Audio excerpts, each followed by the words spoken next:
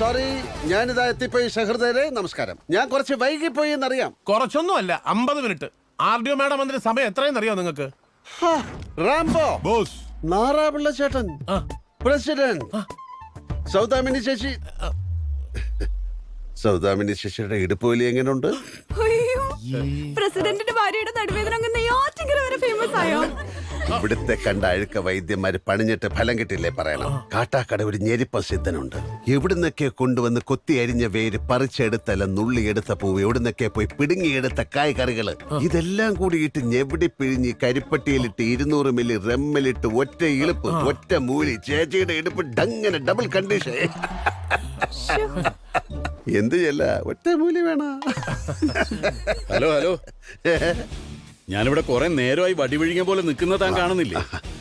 Sir, വടി വിഴുങ്ങിയാൽ ഇങ്ങനെയാണോ നിൽക്കുന്നത്? അല്ലേ അല്ലേ? എടോ നെയ്യാറ്റിക്കര ഗോപൻ സർ, ഗാനഭൂ